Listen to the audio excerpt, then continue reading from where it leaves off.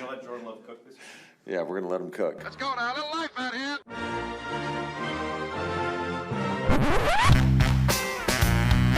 What the hell's going on out here? Hey, what about that now?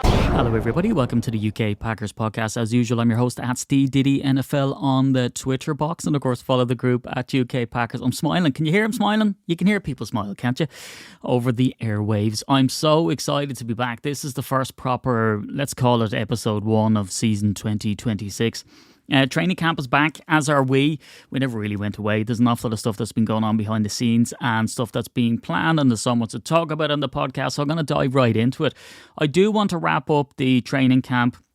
I'm going to do it as in, because look, some people just switch off in the off season. They don't bother listening to anything.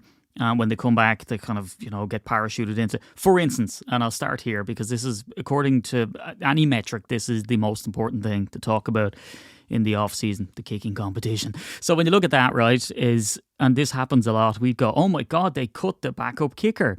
And someone will say, yeah, who cares? But the whole debate throughout the whole off season that was raging was, who's going to win the battle? Will Trey Smack come out and win it? So what we've seen happen is there was Brandon McManus, Trey Smack, and I know you're thinking, can I believe my ears that we're actually starting here? But it's a perfect encapsulation, if you will. So they got this guy called Lenny Krieg. They let go of McManus. Then it was the two of those guys. There was Haversick was there in the mix before Krieg came to town. They let go of Haversick and Krieg came in, and people are like, oh my God, because initially, if I got on and doing the podcast, it would be Haversick, who's kicked for the Packers in a regular season game, versus Trey Smack, who's a bit green. And then he went, and then they brought in Lenny Krieg, and you're like, oh my God, it's Lenny Krieg. And it just turns out that the only person they have on the roster for now, and it will change, is Trey Smack.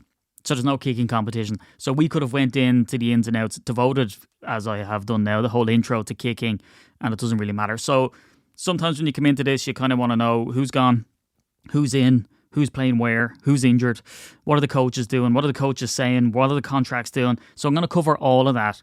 But before I do, there's something really close to me heart. It's very hard for me as an Irishman to express emotion, but this is something that gets me really upset, actually, that I talk about it. And this is to do with, we've launched Titletown Track Team. So it's a charity arm of the UK Packers. Any money that we raise goes directly to the charity. So there's a link that goes to this website called Enthuse. So we're not setting ourselves up as the charity. We're just raising money on behalf of the charity. And any donation that you give goes directly to them, first off. And before I get into what it is and what we're doing and, how you can get involved and all that kind of stuff, I just want to explain why I'm doing it. It's something that I've wanted to do for a very long time. I needed to do it at a time where, the group, and I was going to do it on my own.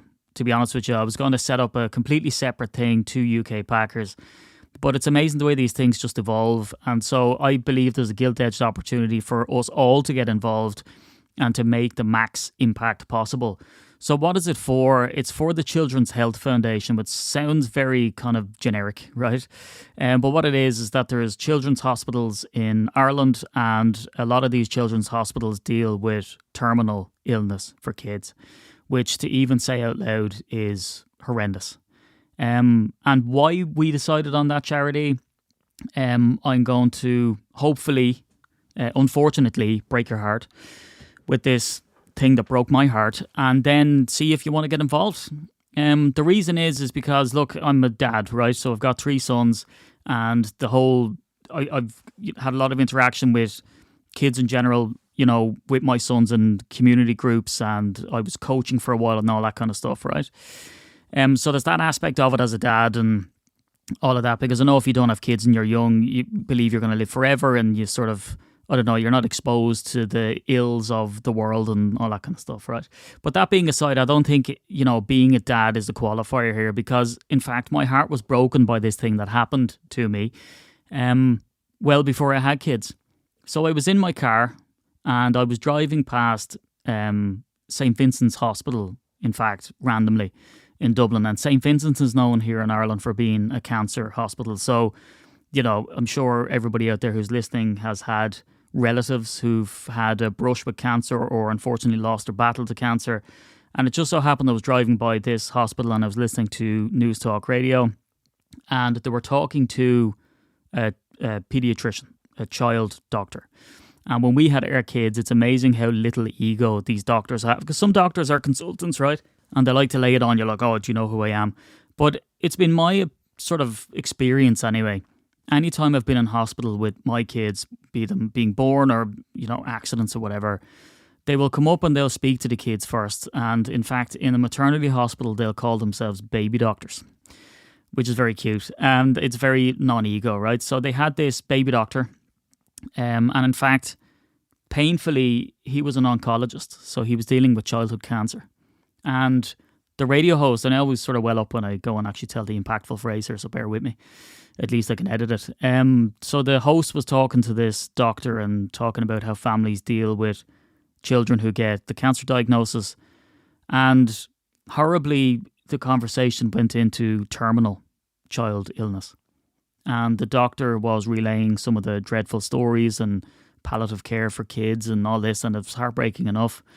And the host asked him, what kind of conversations do you have with the kids? And do they understand what's about to happen? And he turned around and he said, one heartbreaking question that he got from a child, and it stuck with me ever since. And it's the sole sentence why I wanted to do Titletown Track Team and raise money for sick children. He turned around and said, and brace yourself, that one of the kids asked him about dying. And his simple question to the doctor was, does it hurt? And just the innocence of that, the heartbreakingness of that, the implications for what that poor child was inevitably going to face in a short period of time, and the devastation in the wake of that for family and anyone else that child was in contact with, undoubtedly is extremely heartbreaking. And that's why we're hoping that this movement will, enter the culture, enter a very important thing of what we do here at UK Packers. And there's so much more to it, but that's why we're raising money for sick children. Now, that might change in the future. We're going to see how this sort of first charity drive goes. And if it's a success and people have buy-in, well, then we're going to pick different charities, something that's close to other people's hearts. Maybe we'll pick multiple charities. So look, I'll just go on and explain exactly what we're at, because I think there's a bit of, not mixed messaging because we've only really just launched it, but I don't want you to think that if you join Titletown Track Team, that you need to be an athlete, you need to be a runner, that you have to run, that you need to be able to run 5Ks, and that you have to do all of these activities in a cheesehead, right? So if anyone's seen the promotional videos, I got together with some good friends of mine who, again, I met exclusively through UK Packers. And there's lads with varying degrees of athleticism, albeit all of these dudes are far more athletic than I am. I'm the willpower guy who can run a 5K just from, not fitness, definitely not fitness, but just from sheer willpower. And we ran a 5K doing a park run, myself and a guy called Greg and another guy called Rob, who you'll see in some of the promotional videos. And there's, again, I want to give a shout out to Rob Gardner, who's an important part of this, sort of does the Hungry Five, if you will, and also Nigel Armstrong. So between the two Robs, Greg, Nige and myself, we sort of said, look, the five of us are going to kick this thing off. We're going to try to get people to participate. And when I went running with Greg and Rob Hogan, who you might have heard a podcast with because that's how I met him, as he came over to a trip on the annual tour to Green Bay. We ran a park run in cheeseheads and t-shirts and foam hands and all that to kind of really, put a big splash out there and get awareness out for this charity drive. But you don't need to do that, right? You don't even need to run. You can walk, you can work out, you can hike, you can swim, you can walk your dog, and whatever you want to get involved. And how we're getting involved is we have a Strava group set up. So again, an awful lot of people will track their activity on, Fitbits or Apple Watches or whatever. The Strava app is free. And the reason we picked it is because it allows us to create a community page where you can get on and, you can post community little notes and posts and tell us what you're doing. And look, there's the aim of it is that you get out once a week and you might be working out 6 times a week, right? We're not looking for you to donate 6 times a week. It's just if you can manage a £5 a week or every other week or a £5 a month or anything at all to try help us reach our target, because we're aiming to raise 10 grand for this charity. So the charity, as I said, is Children's Health Foundation, which covers 4 children's hospitals in Ireland. Now, we want to do an awful lot more. We'd like to go up and volunteer behind the scenes, all of this stuff. You know me, I'm not a big sort of social media, look at me, look what I'm doing, I'm great kind of guy. So I'd love to do volunteering with the Children's Hospital and go up, and even if it's cleaning up the grounds. And, you know, I've sat down well before this and talked to the people behind the CHF. And just by the nature of the hospital, with it being kids, with it being sick kids, vulnerable people, you know, you can't be in there milling around entertaining kids or doing what you can, because, you know, they're immunocompromised. So the number one thing that we can do is raise funds and awareness for the hospitals and the stuff that they do. And so that's how we're doing it. So look, here's the step-by-step guide, I guess, very quickly about how we'd love you to get involved. Is to go to ukpackers.co.uk/Titletown Track Team, or just go to the ukpackers.co.uk. It's one of the menu items. The second last one, and just get on, right? And it'll tell you what we're doing. So try work out or do some sort of activity at least once a week, and only once a week. You can do it more, of course, but I know, you know, people have different circumstances. If you can manage a fiver, as I said, every week or whenever you can. Some people have just sort of donated a once-off 20 quid, 25 quid and said, look, there's my contribution. I'm not going to get involved in anything else. You know, good luck to you. Hopefully you reach your goal. Other people are really invested.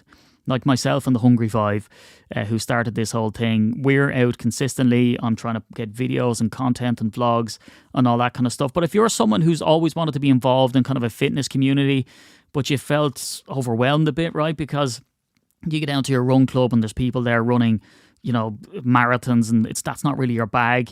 You know, maybe you're trying to lose a bit of weight and get healthy and stuff. Well, then I think this is perfect for you, right? And again, there's no onus. No one's checking if you've done your workout and donated. If you just want to get involved in the whole fitness aspect of it, look, it's going to sort of impact your life and enrich our community as well, because we're all going to get to know each other on another basis. So there's, I think, 23 maybe only now people in the Strava group. So go to that page I said, ukpackers.co.uk/Titletown Track Team, and get into the Strava group. So get in there, see what everyone's doing, you know, track your walks or however you do it. And if the charity cause moves you, well then on that same page there's a QR code, but it's actually a link you can click and you can get on there and donate a fiver. Now what I will say is it goes to this website called Enhance. Enhance has got nothing to do with us. They're just they're like Just Giving or one of those pages. And when you go in to donate your fiver or your once-off amount, it will ask you to leave an additional amount for website fees or whatever. Again, I will reiterate, none of this money comes to us. The website fees obviously don't come to us, they go to Enthuse.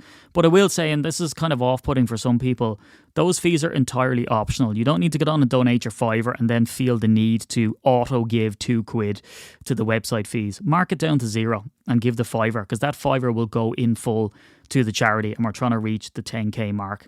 Now, what's fun about the Strava community is, and I know I've spoken a long time about it, but I guess this is the sort of hard launch on the podcast because it's the first time I've been speaking about it. The fun part about the community is that if you are running a PB or you're running for a different charity or whatever, that's something that we can spotlight on the community and on all the social pages for UK Packers. This is sort of seems like a once-off. We're trying to raise 10k and see how it goes, but I would love this to continue and for us to be able to support the charitable causes in the locality and around the world, be it in the UK or over in Green Bay itself. We've sort of vast plans. We've sort of short-term, medium-term and long-term goals. And one of the sort of long-term goals would be if we could get enough Packers fans to be doing this on a regular basis. And again, you don't have to go out and do it in a cheesehead. You can go out with a Packers t-shirt on. You don't have to wear any Packers apparel at all. You can get out and just do your run, check in with everybody, see how they're doing.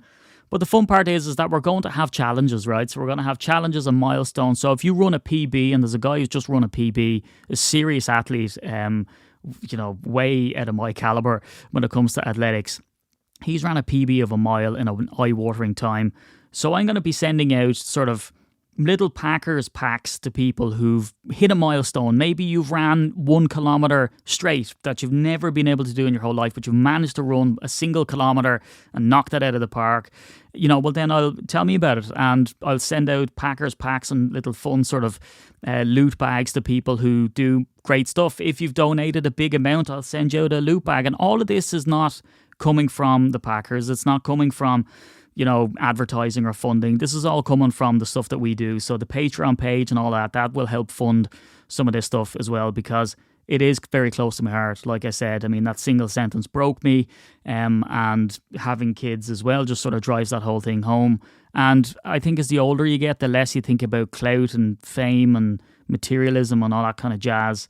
And you start to look to see, well, what impact can I leave on the planet? There's a giant mural of me in my local area, and let's try get me to live up to it here, and let's all live up to it, and let's get more faces up on that. Let's get the QR code for the charities up on that, so that when people go by it, it's not just some dude who supports the Packers very hard. It's a guy, and it's a group who can raise money for charity and do good things. I think we've real opportunity here. And look, there'll be fun challenges too, and I'll stop talking about it now. If you can run a 5K in the time of 1919, which is when the Packers were founded, well, then we'll spotlight you and we'll get you out a prize. Maybe it's a jersey, maybe it's a signed jersey, and maybe some sort of players and stuff will come on. There'll also be content every podcast. Maybe I'll stick it on at the end just to not make people nauseous if it's not really your thing. Just about running and fitness and how you can get your fitness up. And we'll talk to a couple of the guys that, again, the Hungry Five, Boat Robs, Greg and Nige, about, because Greg is a very particular personality. This guy smashes the 5Ks. He loves doing different park runs around the country. Rob Hogan, who you've heard on the podcast, hopefully, here's a guy who has, kids like I do, can only get out late in the evenings, but he can run an 8K. This guy just gets his head down and goes for it. Then Nigel Armstrong, he's a lifelong athletics guy, very smart dude, big into his nutrition and, just a hyper athlete. But an older gentleman, I hope you don't mind me saying, Nigel. I mean, this guy's not in his 20s. And so he's a real sort of bastion for someone who lives that sort of healthy lifestyle and keeps it going. And then Rob Gardner is just a nut, right? This guy is, you'll see him and he's releasing a video soon. He'll go out in his overalls. The wackier the outfit for Rob Gardner, the more normal it is for him. But this is a guy, again, who's a very charitable guy.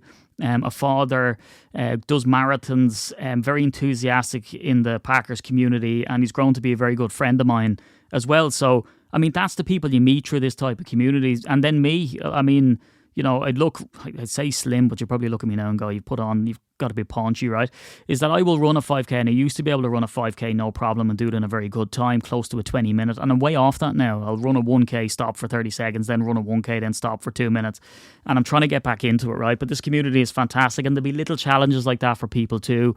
And it's a really fulfilling, I mean, when you add Packers and add fitness into it, and like I said, it can be hiking or whatever. Anyway, look, I'll stop talking about it and we'll move on. And we'll get into training camp. I'll put a timestamp on the podcast, which is probably too late by the time you're hearing this now, about when the actual training camp stuff starts, which is now. So, like I said, let's wrap up what did happen.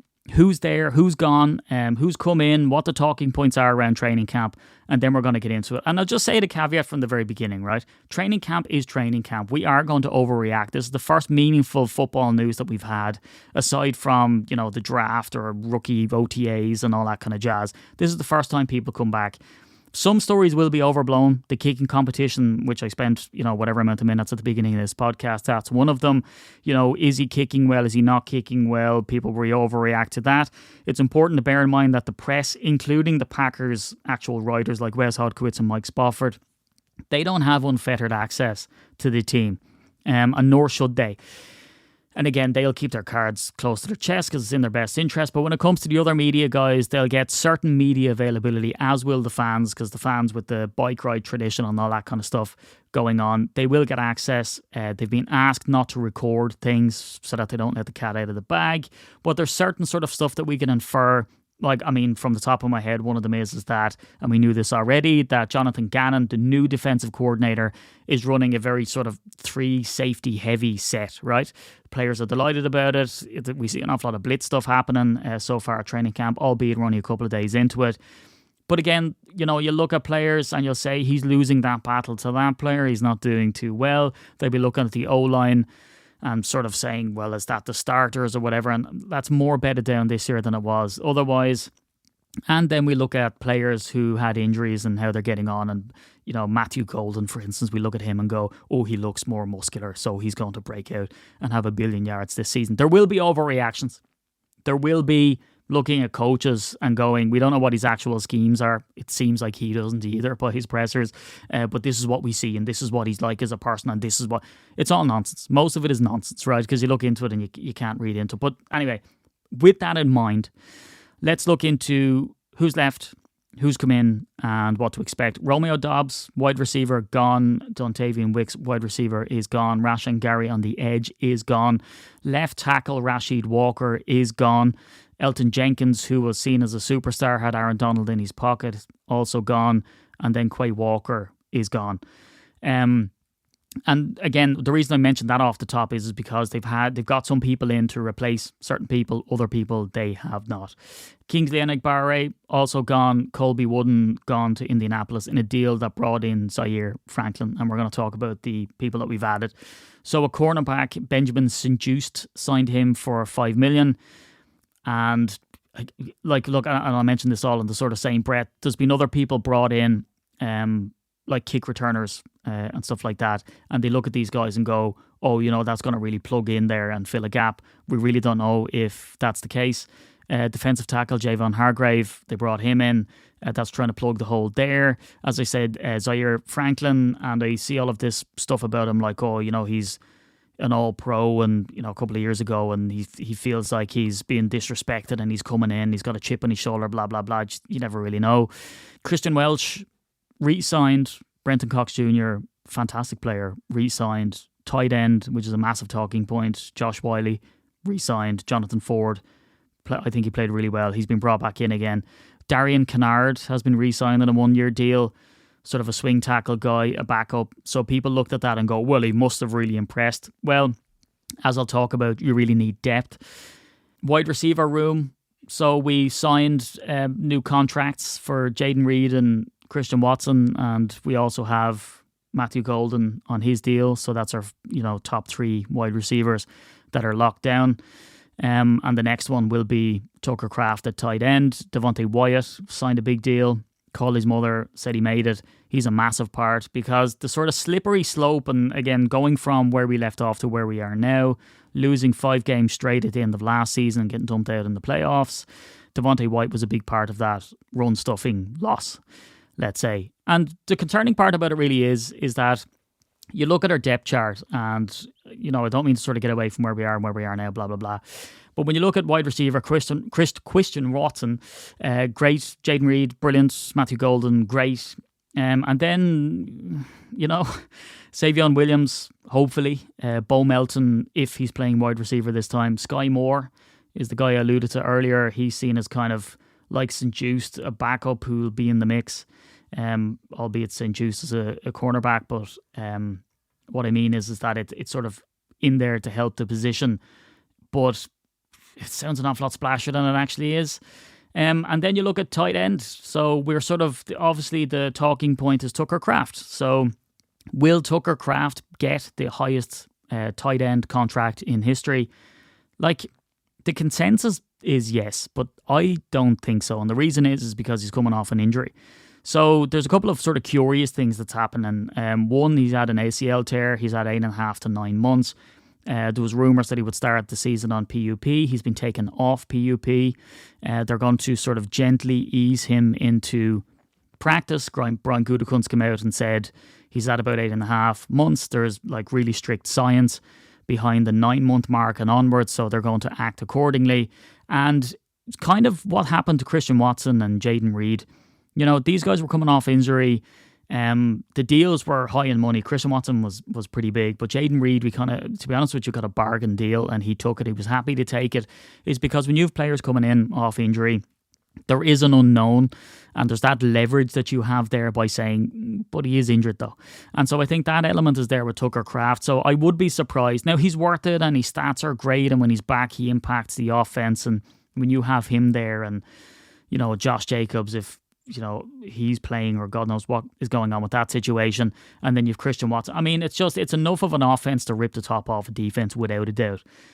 But you would look at it and go, he's coming off an injury. We don't know if he'll come back super healthy. Reports are that he's looking great. I think the quote is that the doctor said his knee was looking spectacular. I think it was sensational, was the quote. But now add into the wrinkle that Luke Musgrave is injured, and this kind of came as a shock, right? Luke Musgrave has a neck injury. He's listed as out. They don't know his prognosis, whether he will. I mean, it's being billed as they just don't know. Like, is it serious enough that he'll never play again? And when you look at the likes of Sterling Sharp, way back when for all the Anoraks, Andrew Michael Finley, Gutekunst turned around and his phrase is that we're very, very careful when it comes to heads, necks and hearts. And unfortunately, this falls into the heart or the neck. Jesus, how could I get my body part wrong? How could an Irishman? They'd say he doesn't know his arse between his arse and his elbow, right? But I can certainly tell the difference between a neck and a heart. So Luke Musgrave has that neck injury, which means we're extremely light, right? Now, we want Tucker Kraft to get his contract extension. We want him to come in. But when it comes to sort of depth, we don't have any. So we've Luke Musgrave, we've Josh Wiley, as I said earlier, that we've signed, and then we've Drake Dabney. So it's a real concern there. And I think that sort of is my thoughts about this roster across the board. You know, Jordan Love, fantastic quarterback, obviously, franchise quarterback. Behind him is Tyrod Taylor, very accomplished. But Tyrod Taylor finds it hard to stay healthy as well. So we don't know what's going to happen there. And Jordan Love has had a plethora of injuries too. I'm not going to say injury prone. Josh Jacobs, like an absolute fan favourite. And then all of this legal issues happened. Now, again, you know, he got arrested because it was protocol and then he got released. There's more to come out. The team were putting him out on the field. That's an outstanding legal issue. But we simply don't know if he's going to be on the roster, whether he will be suspended, whether we'll bring charges. And behind him is Marshawn Lloyd, who's, you know, been injury plagued. Apparently he's looking absolutely fantastic in training camp, but like I said, it's training camp. And behind him is Chris Brooks, who has an injury. Wide receiver Christian Watson, injury history. Jaden Reed, injury history. Matthew Golden, underutilised. And behind them, Bo Melton, Savion Williams, Sky Moore. Same deal. Tight end Tucker Kraft. If he comes in, great. Luke Musgrave might never play again. Maybe he will. Maybe it's all been overblown. Left tackle Jordan Morgan. We don't know what we have there because he was played at a position last year and he's after coming in to take over that position. And behind him, Darian Kennard signed to a one-year deal. Then we have Aaron Banks, sort of, you know, injury questions there as well. Then Sean Ryan at centre. Behind him, Jacob Burton. And then at right guard, Anthony Belton. Again, we don't know what we have there. Zach Tom coming off an injury as well. So again, we're one injury away from being sort of shaky on the offensive line. And defensive end, Carl Brooks, fantastic. Javon Hargrave, that's what he's brought in for. Devontae Wyatt just got paid. Hopefully he'll be back at full strength. Lucas Van Ness, he needs to step up. Behind him, Cox Jr., very high on him. Baron Sorrell, very high on him. Edgerrin Cooper, Tyron Hopper, great players. Christian Welsh is kind of an unheralded guy. I think he's a fantastic player as well. So you're Franklin, Isaiah McDuffie, Micah Parsons is out. Danny Dennis Sutton has been sort of getting plaudits in training camp, but again, it's training camp. And then you get the cornerback. What do we have there? Keyshawn Nixon. Yay. But again, hot and cold. Took a lot of fire for jumping out of the way of tackles at the end of last season. Brandon Cisse, he's a rookie. He's getting a run out with the ones, so that's good news. And then when it comes to safety, then we've got Evan Williams, Xavier McKinney and Javon Bullard all on the field together, which is great, right? Nice safety play. But we simply don't know what we have with Jonathan Gannon either. Now, we hear he's very enthusiastic. He's very aggressive, which is great. But we just don't know how that's going to translate. You know, I see sort of conversations out there of people saying, well, you take, you know, what Jeff Hafley did and then you add in the aggressiveness of Jonathan Gannon. Boom. Top defense, right? Now he certainly showed it, and he went to win the Super Bowl with the Eagles. And the same applies for Cam Acord when it comes to special teams. Another guy who's won the Super Bowl, but it doesn't always translate. And the biggest question mark over Cam Acord with special teams, and you know, he's a younger guy and he's a rah guy, and he's getting people all fired up, and all of that is absolutely fantastic. But Papa Rich Bisaccia, who was a guy who would tear your ass in two, he was there and he couldn't enforce, you know, good play on special teams at times. And it also comes down to the kicking situation where we have here's a guy who's been drafted and is untested and has a cool name and can kick really long. But can you do it when the bright lights are on? And typically we see that at family night. That's the acid test, isn't it? So again, we just don't really know what we have. I don't mean to put a downer on it, by the way, but it's just there are some open questions there. So anyway, that's who's gone. That's largely who's come in again. There's injuries there, between Chris Brooks and Luke Musgrave with that neck injury. Xavier McKinney, it's a calf injury. There's rumours that he won't play in training camp or pre-season, that he's going to come in for the regular season. Micah Parsons is obviously out. He's the big ticket item. He'll be gone for a year and a half. And like I said, Jonathan Gannon's coming in. We don't know what we have there proven on defence, but, is he proven with this defence? Look, at the end of the day, to me, it just comes down to, can you stay healthy? If you stay healthy, then you've got a pretty good shot. If you don't stay healthy, well, then there's very little that you can actually do about it. So, did we add enough in the off-season will be the question. What are we doing at cornerback? I mean, Keyshawn Nixon's in there, Carrington Valentine. He's a guy who's sort of come in and out. Will St. Juice get meaningful playing time? It looks like Brandon Cisse is going to be expected to, get in there very early in the game. Will the stars that were out come back, and will they make that impact that we expected them to? Because it wasn't only Micah Parsons who was injured at the very end, with Tucker Kraft being out, Devontae Wyatt being out, Lucas Van Ness was carrying an injury as well. And then we'll see the wide receiver room. So Christian Watson, and he looks to have put that injury stuff behind him with, and I've delved into that in detail in past podcasts, very recent ones as well, so you can go back and listen to them. That's really exciting because Jaden Reed's a fantastic player, Christian Watson is great, and I think Matthew Golden's going to explode this year, and be really good as well. Diminutive guy, but sort of a Randall Cobb super fast hybrid, which is very exciting. But there's a lot of question marks over this team, and we will be sort of delving too much into it for sure during training camp and looking into it. And we've seen Gutekunst and we've seen Matt LaFleur up there doing pressers and sort of, given the sort of usual token stuff. But once that Tucker Kraft contract falls into place, I'm going to make a bet with you, right? Maybe not with everyone who listens, because that'll be a lot. A fiver that I don't think Tucker Kraft resets the tight end market with his contract. I think it's close, but I don't think it resets the market. I think that they have leverage with his injury. Now, they've lost a bit of that leverage because he goes, look at Luke, he's injured, what are you going to do? You need me. But, and that's why, and this is, I suppose I'll end on this, which is just a marvel that is Tucker Kraft. If there was ever a man who sort of embraced the Wisconsin attitude of fishing, going out sculling a couple of beers, and being just a generally tough guy, because I had that great podcast with the great Wes Hodkiewicz during the offseason, and one of the misconceptions that he sort of brought out was that none of these players are soft, right? None of them sort of go, I'm just going to ride the bench here and be fine. That these guys really go through the ringer, and Tucker Kraft is just one absolute tough cookie. So when it sort of comes down to it, you'd expect a player, when he's going through a contract negotiation, his numbers were really high, the prognosis from the doctors allegedly are very good. You would think that he would go, you know what, I'm going to sit out training camp, I'm not going to try to do sort of intensive stuff, let's get the contract sorted and let me ease myself into it. It really looks like this is a guy that you have to try keep off the field. Now, I'm not naive enough to think that he's willing to jeopardise his whole career because he wants to get out there and get after it. I think there's an element for sure of him trying to get out and show the Packers, I'm ahead of schedule. And so you should pay me as a fully healthy tight end because that's where I'm almost at. And I think that's the motivation. And I think he's risking and backing himself on that and not going, I'll sacrifice everything for the good of the team. Like, let's be real here. But anyway, it's brilliant to be back. I'm going to have sound bites from the pressers and training camps and all that kind of stuff. And so ahead of us is joint practices. It's family night, which is always a dicey one.